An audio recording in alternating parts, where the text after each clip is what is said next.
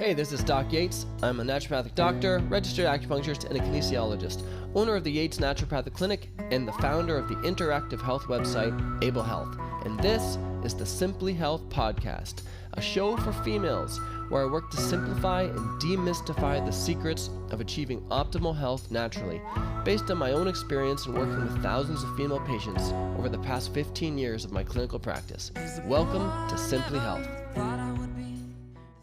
Hey, this is Doc Yates, and today we're going to talk about 10 benefits, and we're not going to go into too much detail like we do for other podcasts, but I want to go through 10 benefits that you can see from getting hormone balance. And typically the best way to get hormone balance when in menopause or perimenopause is with the use of bioidentical hormones with lifestyle changes, including diet, herbs, vitamins, supplements. So we're going to talk about 10 benefits that you can notice by getting balance in your hormones. Number one is mood. You will see big changes with this, and this is, like many things with bioidentical hormones, extremely rewarding to treat. People with the progesterone, become a lot less irritable. They become a lot less anxious. They can feel more relaxed, and in doing that, their day becomes so much more enjoyable.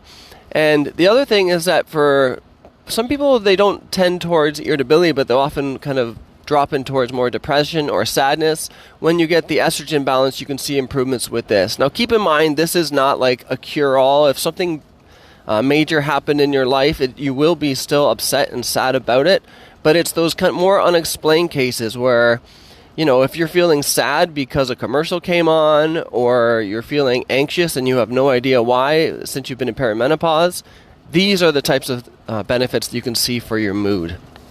The second benefit out of 10 in terms of bioidentical hormones and your hormone balance is mental clarity.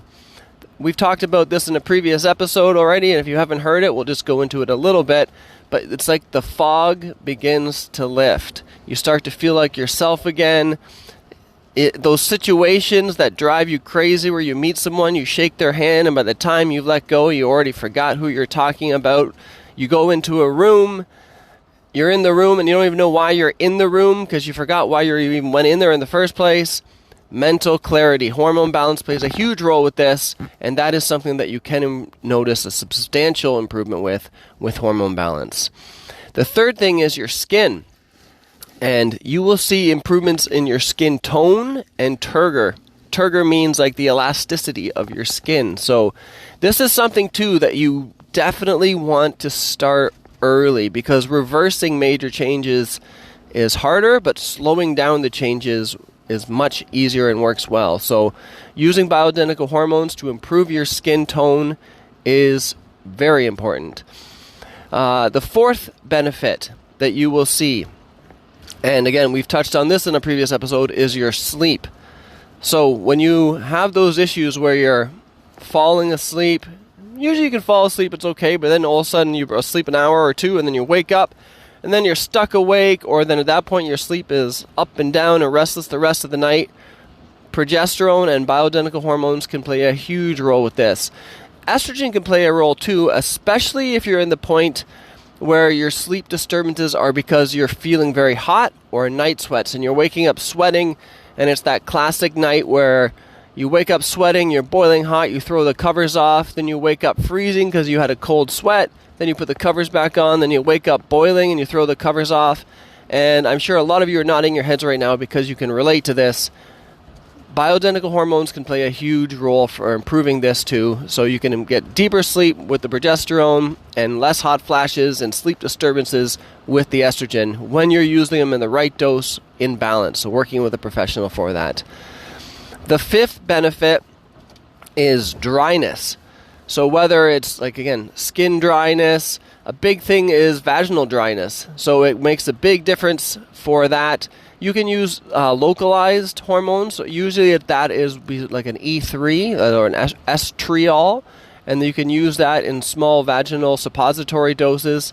And when you improve that, it makes a big difference in terms of discomfort, and quality of life for that. So using E3 and then topical hormones to improve that, you will see a big improvement with dryness And many clients, that's been a huge help for them, for their marriage, for their quality of life. Point number 6 is heart health. So this is very interesting because a lot of times people think about hormones and they're worried about the side effects with regards to their heart health. But that is the big difference between bioidentical hormones and synthetic hormones. So bioidentical hormones can actually improve like vasodilation, like open up the arteries, improve the circulation, improve your blood flow. Whereas when you see things like synthetic progesterone, synthetic estrogens, that's where you see they have the opposite effect. They can cause constriction and clots. That's why they say if you're using birth control, you should not smoke because it can lead to clots. You do not have that same risk factor when you're balancing your hormones with bioidentical hormones. So it's, again, yet another example of why it's so important to do things from a more natural standpoint. Point number 7 is bone health. So progesterone and estrogen, they can play a very big role in the health of your bones and preventing osteoporosis. So much so that when females have a full hysterectomy, which means that they're not just their uterus is removed, but their ovaries are removed as well. There's almost like you can almost graph out a steady decline of the expected bone loss that they're going to have once they no longer have those much needed estrogen and progesterone hormones in their body. You also get that same decline a little bit later in life with, of course, perimenopause and menopause. And if you can start that early, you can prevent a lot of that excessive bone loss. So starting with progesterone in early perimenopause and then adding estrogen later as needed can play a big role in terms of prevention from osteoporosis. Also known, it's the silent thief. So blood pressure is your silent killer. And osteoporosis, they call the silent thief. These are all just marketing terms that they would use to get you onto medications in the first place. But yes, these are important things that you need to do and you can take advantage of with the use of bioidentical hormones. Point number 8, muscle pain. Progesterone changes and drops, ups and downs in progesterone, can lead to a lot of muscle stiffness. And what I typically see in practice with this, sometimes you see headaches that happen later on in the cycle, and it's typically attributed to when estrogen is getting lower. But when you see that headache accompanied with a lot of muscle tension in the neck and back, I have found that when you start using progesterone, and this is just my own experience, I found that when you start using progesterone, a lot of that muscle tension and the neck issues improve, and then you see a reduction in this neck stiffness, shoulder tension, and headaches. So progesterone can play a big role in muscle tension and muscle pain as well, if that's something that you start to notice as a cyclical issue for you. Number 9, libido. So the conversation I always have with clients about libido when they say their libido is dropping, point number 1, I always have to ask, how is your relationship with your spouse? Because while fixing the hormones is key, you have to make sure you have a good relationship with your spouse, because if that's the issue, hormones aren't enough to fix it. But if it's just literally a lack of desire, despite everything else being great, then yes, definitely look into bioidentical hormones. So estrogen can play a big role with your libido.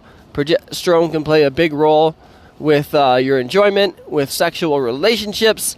And the other thing you do want to check for, and we haven't really touched on this much in the podcast yet, but testosterone. Testosterone, typically thought of as a male hormone, is actually really important for females as well. And you can use that to get balanced. You will see improvements with your skin with that as well.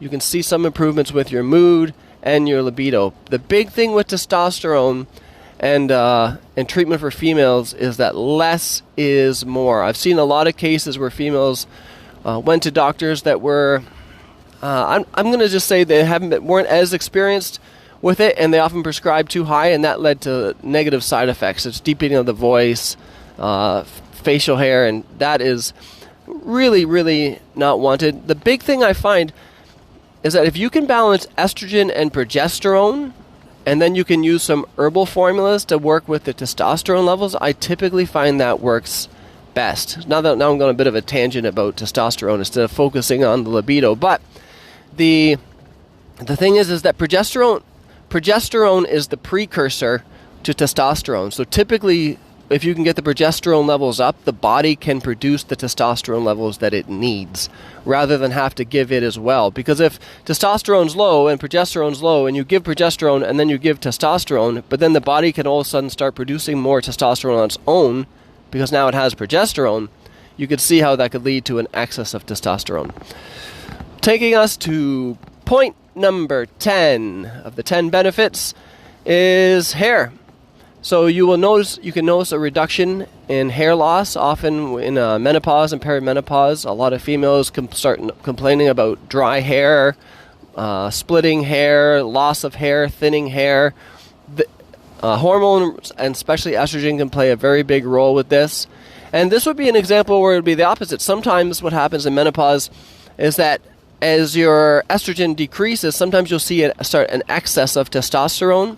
And when you get that estrogen brought back up, and you can see improvement with the hair, because sometimes too much testosterone can lead to male pattern hair loss in females. Again, which is why I would say it's important to test, but I'm always slow to suggest the use of testosterone until you get estrogen and progesterone corrected first. And the bonus point number 11, it's the most obvious one that people always use. This is why I didn't leave it in the top 10, because it's so obvious. This is the reason everybody wants to use hormones in the first place. It's just hot flashes. Hot flashes during the day.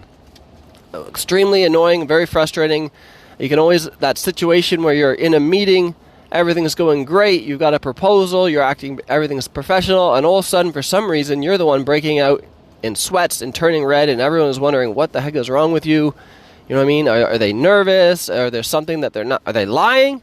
Are they, what is going on? And it's just a hot flash.